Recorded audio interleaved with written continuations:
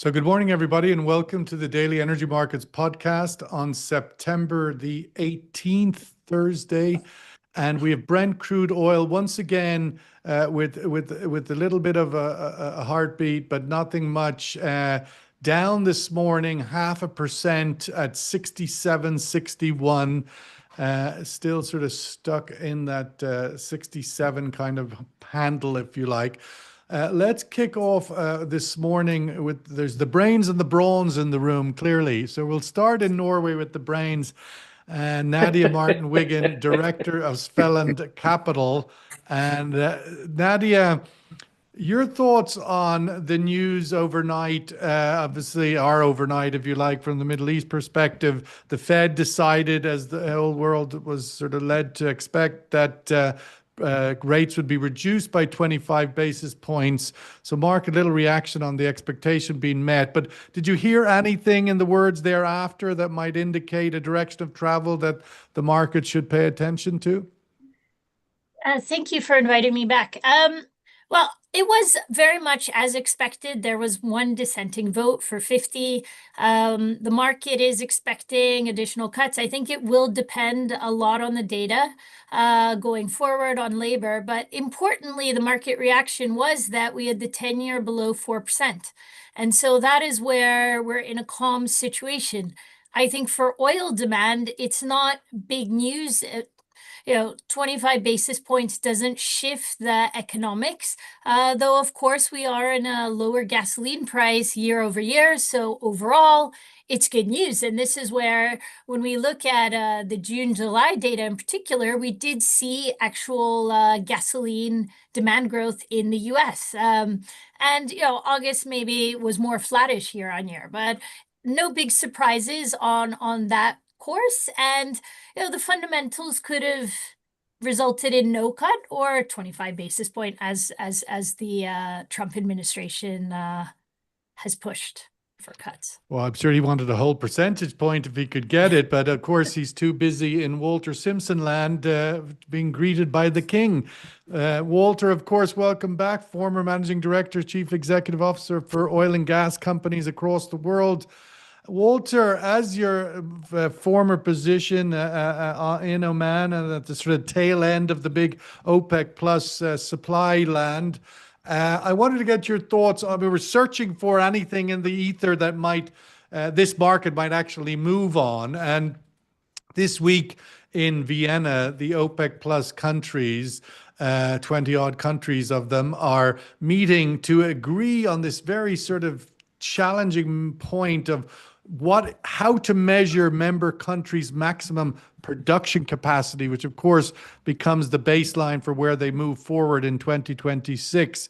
Now, we won't try answer that nearly impossible question, but I will present to you, as we sit here going into the fourth quarter after 6 months of OPEC plus increases above 2.2 million barrels a day and another bit coming next month, I'm left with the question that hopefully you're going to answer, and that is, how much actual spare capacity remains in this group of multiple countries? My sense is, and as we talk about spare idle capacity, we think of capacity that is easily returned to the market within a, 90-day period or something. But your thoughts on this big unknown? The general figure was, prior to this 2.2 million, that it was 5 to 6 million barrels a day of idle capacity.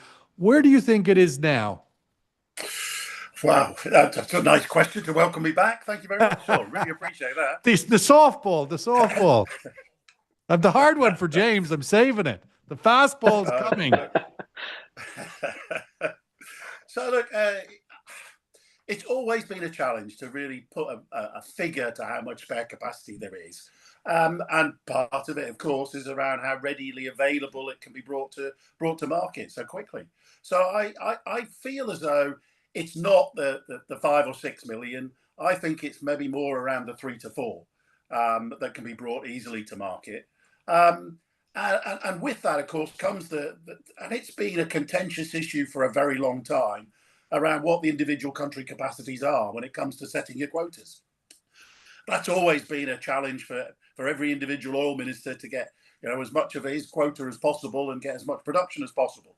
And there have been arguments around that and disagreements over the formula being used and when the baseline was taken and what was on and what was off at the time the baseline was taken. So I suspect that will be a very contentious discussion amongst the OPEC Plus members. And I think that will be far more of a challenge for them than actually how much spare capacity remains. If we look at just on follow up on that 3 to 4 million, you say, of sort of spare idle capacity that could be brought back within reasonable time, where would you put that geographically? Because we've talked before that most of these countries have been producing at near full whack. So where do you think that amount of spare capacity still exists? Well, in your part of the world, I think. Look, I don't deny that there's probably. But beyond Saudi and the UAE, is there anywhere else, do you think? I think very little that's available to come to market. Clearly, Venezuela is challenged horrendously at present. They probably have spare capacity, but it's not going to come to market very quickly. Iran, spare capacity, is not going to come to market quickly. Libya, same thing. So I think there's areas outside of the Gulf which will have capacity that could be brought to market, but not in the near term. It's going to take considerable political deals before that comes to market.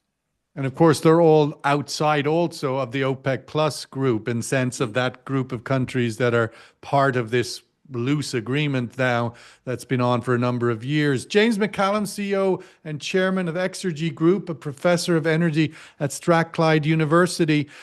James, I'm trying to get a sense of where the IOCs and the oil industry's at as a whole, with Walter pointing there towards the national oil companies, the national energy companies and countries that hold the biggest resources. But where do you think the international energy companies now in terms of their ability or willingness to put money in the ground and build, as they move away from the transition and stop trying to become utilities?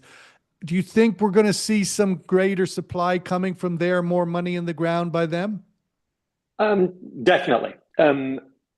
But I think if you wind that back a little bit, Sean, the international oil companies are trading companies on the markets. They respond to their shareholders, and in many of the major international oil companies, their shareholders are very, very big investment houses. And what we have seen in recent times is that those investment houses and investors have simply turned around to the boards and said, look, understand why you kind of wanted a dalliance with the energy transition.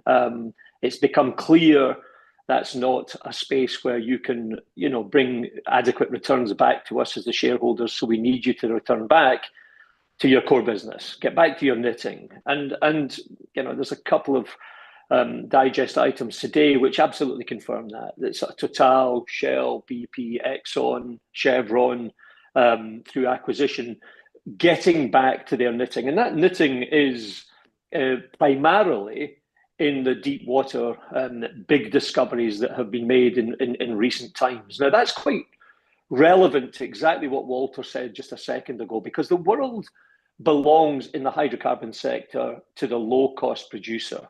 There's an interesting article around Japan buying into the US shale market, and I'm sure you'll probably come back to that later on. But the US shale market is not the low-cost production area. If you're a big independent oil and gas company, that has to be huge fields, and the huge undiscovered fields are in ever deeper water. And there's a and that very seems to be in article. Latin America, right? I mean, in Guyana, Brazil. Africa as well. I mean, the reality is that the big oil companies have known where those fields are likely to be for a long time. It just hasn't been palatable to invest into that space until now. If you take a look at the press article around BP's discovery, and it's incredibly important to recognise that from discovery to production on average is around 15 years. So these are long-term plays, but the reality is, when that comes to market, it will bring 400,000 barrels a day to the marketplace. These are very significant numbers.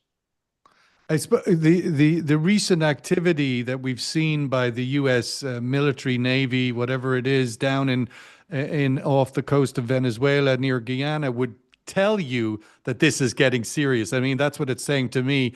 You know, the cavalry's come over the hill to protect the outpost.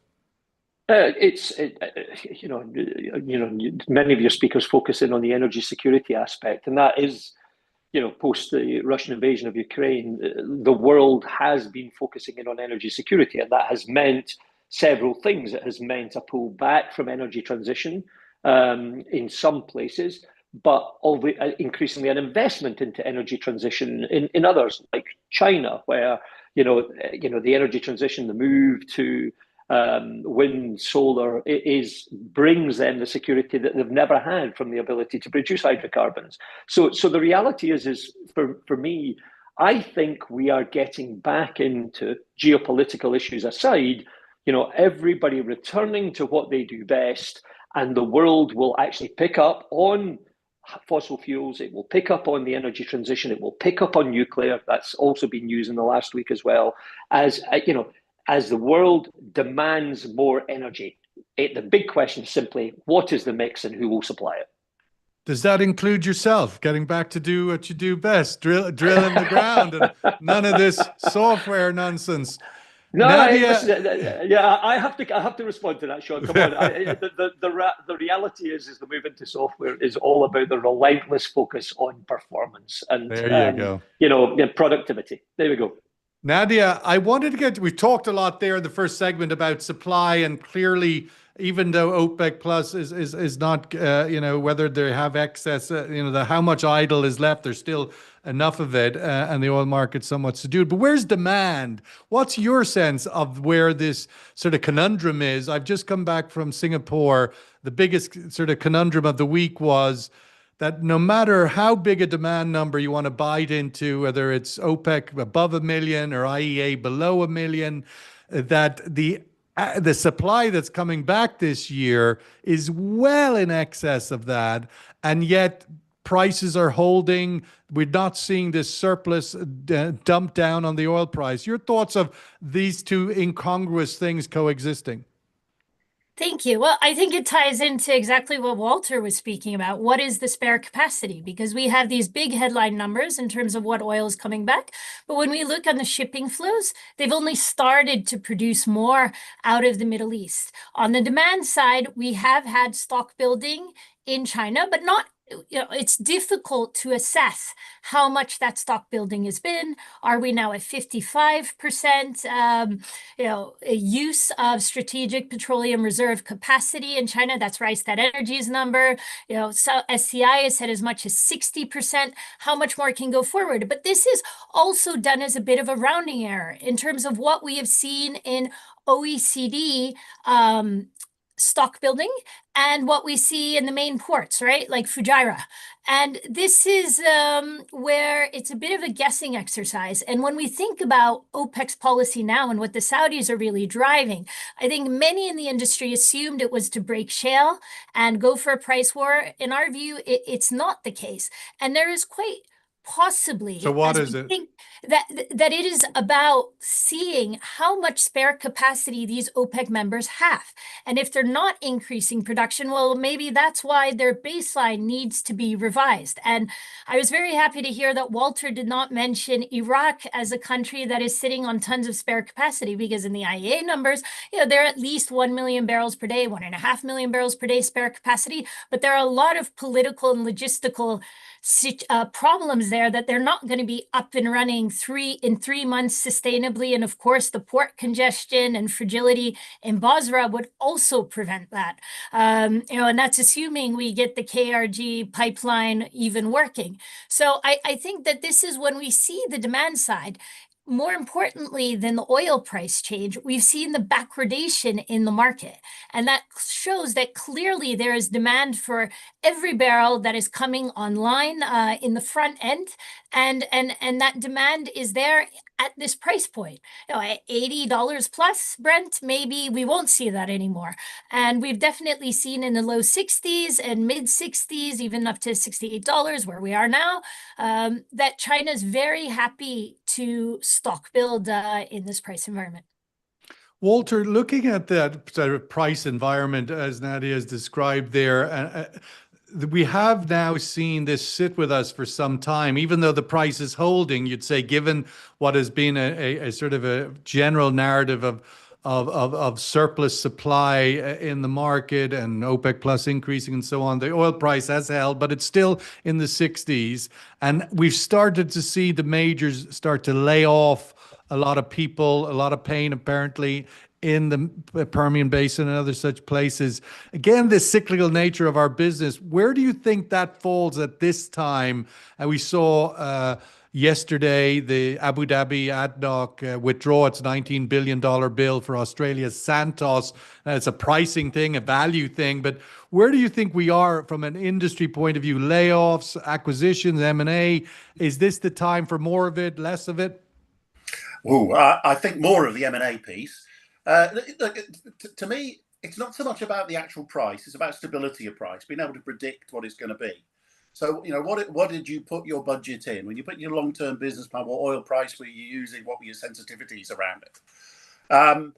I'll be honest. I'm looking at $68 and saying that's slightly above where I would have put my business planning numbers. So be happy with the price where it is right now.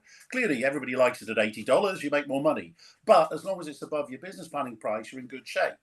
Shale oil in the US, it's a very capital intensive business, just recycles it. At these sort of prices, I'm guessing that's what's behind the layoffs. There just isn't the money to be made in the shale oil at the prices we're seeing for oil at the moment. So I think the bigger companies are going to be looking at consolidation, and I think we're going to see more of that. Price, the billions and billions for Santos, well, clearly they're having a rethink about what Santos is really worth. As somebody who knows Australia well, you've worked there a long time. I think you were based there when BG was bought by Shell. But what do you think the challenges are with Santos? I thought that it was a done deal, all the news around it over the last 6 months. Again, I can't really comment on that one, Sean. I'm not up to speed on what's happening with that particular deal. So, I mean, it does seem to be energy security issues around it. Like, you can't, acquiring my major asset in a national country. We've seen it in other places. It is a little bit sensitive. James, looking at that point, the layoffs, the impact of the lower oil price, how much of that do you think it will come back or not? Or the idea of how you were saying earlier about, half joking, but somewhat serious about, technology, AI, where is that intersection point in this sort of weaker window for the oil market, the oil industry? Layoffs again, but at a time of AI, hard to see a lot of those jobs come back. Absolutely bang on all of those levels. And if I pick up on what Walter was actually sort of like saying, where is the price point? What is the price on which you actually base your budget? I think we will see continued consolidation, and I'm using that word continued, particularly in relation to the sort of shale basins in the United States, because as you consolidate, you reduce headcount, your margins become more attractive. And making margins more attractive is about two things. Obviously, cutting your headcount, but increasingly cutting your headcount is also about the application of digital technology. So you're able to use progressively AI to help you build out your project planning, build out how you actually do the actual projects itself. Coming back to something I said earlier on, though, Sean, what we are seeing is I think, an increasing focusing in on where companies will be able to make their money and get back to their knitting. I always promise myself I will not talk about the service company stock prices, and here I am doing it again. The reality is we've seen minor upticks for all the announcements of the independents getting back into exploration over the course of last year, but we have seen none of that in the service sector. Schlumberger, Halliburton, Baker Hughes, all of these guys, and that is primarily because the core market of US onshore drilling activity, is falling, and it's falling significantly. And that's where the primary layoffs are in the service sector. It's also where the lack of investment into new equipment is going. So it's all of the above in this particular space, but I don't see it coming back anytime soon. Let's go to the survey question, which sort of is on the back of the earlier point vis-a-vis OPEC plus. is, as I say, meeting in Vienna this week obviously at an operational level in terms of delegates that are attending, but tackling a very challenging subject, how to measure members' maximum production capacity. So my question on the back of it is how much idle spare capacity remains within OPEC plus 22 countries now after this recent 2.2 million barrel a day increase and before the next one starts in October. What's the view in the room towards that number? What are we closer to? And when we think of idle spare, we think of, turning on the engines and can be back up and running within a reasonable period of time. Is it close to 3, close to 4, close to 2?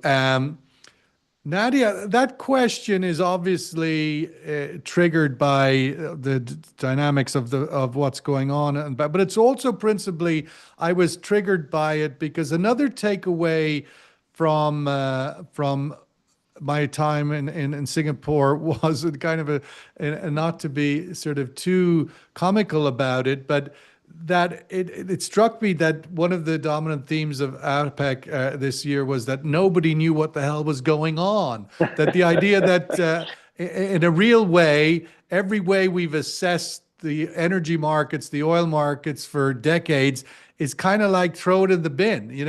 You had the biggest theme of the week was, from a data point of view, China's demand buying, its buying of oil to put into storage. And that number was generally accepted to be this year to date about 500,000 barrels a day. Now, over 3 quarters, 9 months, that's a lot of oil. That's 3 million barrels a week. If you had a similar data number from the United States, oil prices would crash. And yet, when they come out of China, it's seen as a demand price supporting number.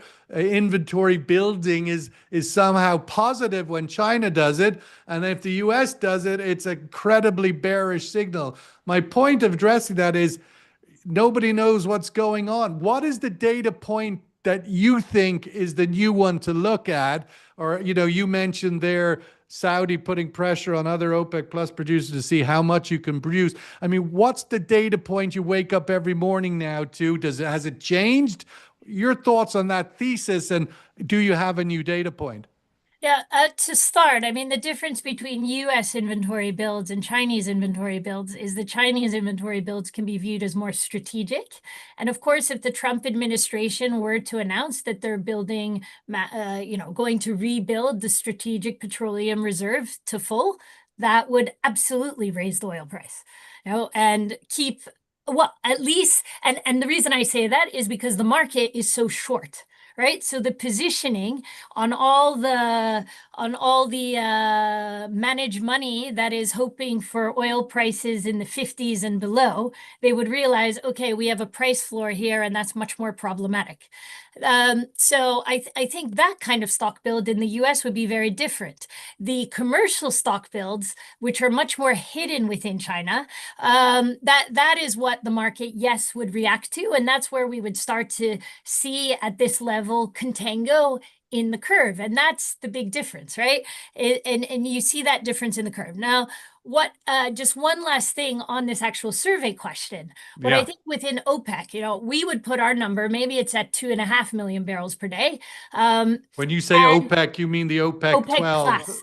OPEC plus. Yes, OPEC plus. And very importantly, 500,000 barrels per that includes Russia.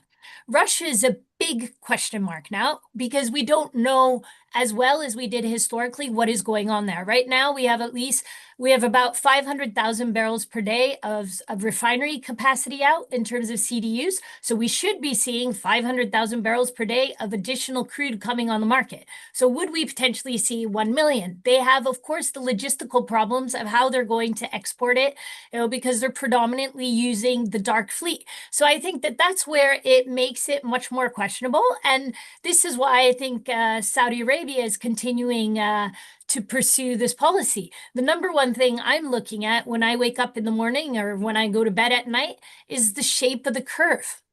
because if we continue to have that backwardation or steepening backwardation, it shows we're not having a backup in oil supply. You know, when we had the shale revolution in oil, which followed the shale revolution in gas, and we had the collapse of the gas market, it was about an 18-month lag before we actually saw West African crude barrels backed up and coming into and unable to come into Northwest Europe because shale had started to replace that. So the market has been forecasting this 2 to 3 million barrel per day oversupply come Q4 this year, Q1 next year. Some thought it was coming a bit sooner, but it hasn't broken the balances. And so that's what I'm looking at. How does the curve get affected? Because that shows what the physical players are doing. Walter, just for Walter, picking up on that from the point of view of the strategies of OPEC Plus and the reasons why they're increasing. Ultimately, there might be some different views on that, but the impact of that increase, the idea that we have, coexisted with OPEC Plus controlling supply in order to elevate price, which has made the industry across the world very happy because it's elevated the price. While OPEC's held back, they've been able to produce, and most notably in Texas Permian. I wanted to get your thoughts on two things. One, is this a historic shift away from that, where we're now looking at maximize for production rather than maximize price? And what impact that has on shale? 10 years ago, when we saw something similar, there seemed to be an attempt to try and curtail the shale revolution. It failed. On this occasion, will it succeed, whether intentionally or not? But first question, is this a historical tip away from maximized price over to move to maximize supply? I would look at it from the perspective, it's been a very successful strategy for OPEC Plus. It worked very well for them. But I think they're now getting to the end of it, and not necessarily because they want to change the strategy, but because they're actually, supply and demand are getting closer and closer to being balanced. And so they no longer have the capability to be able to control price by restricting supply. And we're seeing, I look at it simply today. You mentioned first off, we've got Donald Trump visiting here in the UK today. Yesterday was his pomp and circumstance. Today is actually down to the nitty gritty. But there's huge announcements about billions, well, hundreds of billions of dollars of investment in the UK, all of it in the AI data technology space. Now, that sounds great, but you've got to have the energy. AI is hugely energy intensive. So we're looking at growth in areas that require large amounts of energy. Now, where's that energy going to come from? Clearly, at the moment, hydrocarbons are a key factor in driving that energy growth requirements worldwide, and everybody's looking at AI investments and getting these data centers up and running. So I think we're playing into a market where actually, while there may be some spare capacity at the moment, I'm not sure how long that's going to last, and we're going to be fighting to keep up with demand rather than having capacity locked in, is my suspicion. So I'm optimistic about it, and I think OPEC are recognizing the reality of what's happening with demand rather than being able to control the market. And the knock-on effect to sort of more higher cost producers like Permian Shale and so on. I mean, the fact that it's consolidated now under some few big players. Again, it's about the low-cost producers. I mean, they will be the first to market. So, if you can get a big field that's going to return your capital offshore deep water, you're going to produce that ahead of the capital-intensive shale, which was really a capital recycling. If you've got cheaper production elsewhere, that's where you're going to go and get it. James, last word to you on that, picking up on the variety of things that Trump is bringing into the UK this week, pomp and ceremony aside. He has been, very aggressively against transition, very supportive of hydrocarbons back, but also nuclear seems to be very front and center. Where do you see that legacy impact, particularly in the context of Britain's energy opportunity? Obviously, you spent a lot of your career in the North Sea and so forth. Does this change, this back to your knitting, also apply to the UK, to Scotland, to the North Sea? Well, I certainly hope so, Sean. Although we're not seeing material signs of that yet. You know, there's smaller changes that you can actually see, but I think the UK's energy policy is deeply, deeply flawed.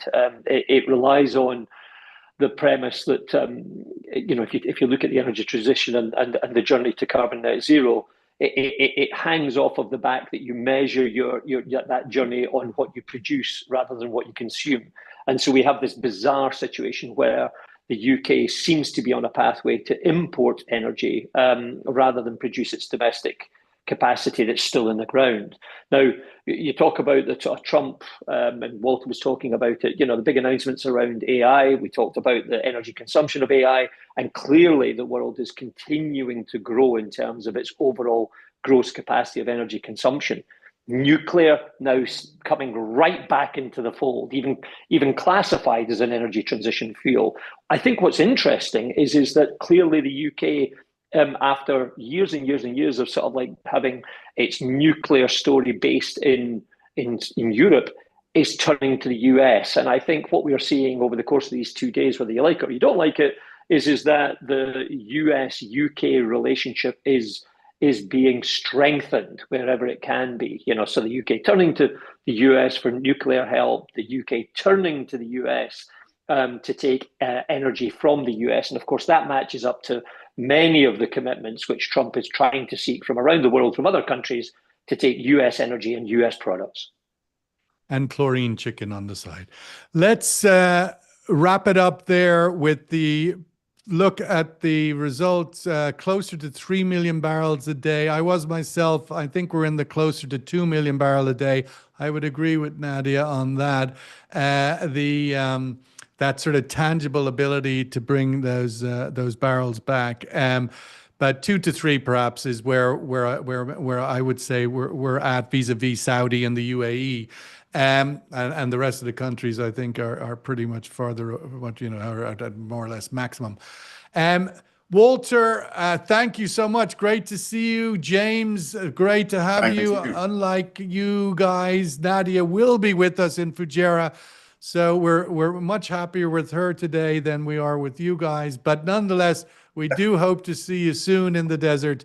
And enjoy some more chatter. But have a great week, everybody, or weekend. We're closer to it now. Thank you so much. All the best. Bye-bye. Thank you all. Thank you. Bye-bye. Thank you. Bye-bye.